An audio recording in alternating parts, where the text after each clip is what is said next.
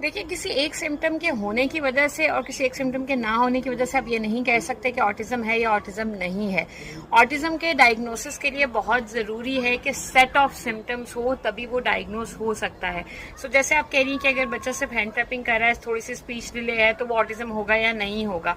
इतनी limited information की basis के ऊपर अगर मैं आपको ये बात कह दूं कि ऑटिज्म है तो भी ये गलत है, और अगर मैं आपसे कहूँ कि ऑटिज्म नहीं है तो भी ये बहुत गलत होगा।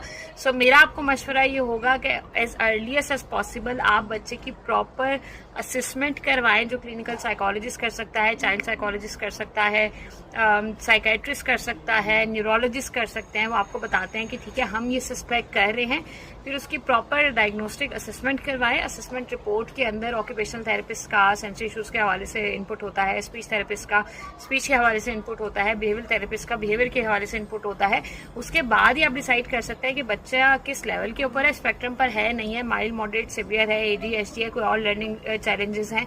उसके बाद ही आप उसका प्रॉपर प्लान कर सकते हैं, जो थेरेपीज है, जो मैनेजमेंट है, उसके बाद ही प्लान कर सकते हैं। मैं अक्सर पेरेंट्स से कहती हूँ कि जी आप डायग्नोसिस प्रॉपर होना, आपको पता होना बहुत जरूरी है। किसी भी चीज की मैनेजमेंट के लिए उसकी तशखीस होना बहुत जरूरी है। अगर मुझे पता होगा कि मुझे डायबिटीज है, तभी मैं अपने लाइफस्टाइल को उसके अकॉर्डिंगली मैनेज कर सकती हूँ। तो first step is getting diagnosis, और वो प्रॉपर तरीके से 1-on-1 लें। इंटरनेट के जरिए से बिल्कुल रिलाय ना करें।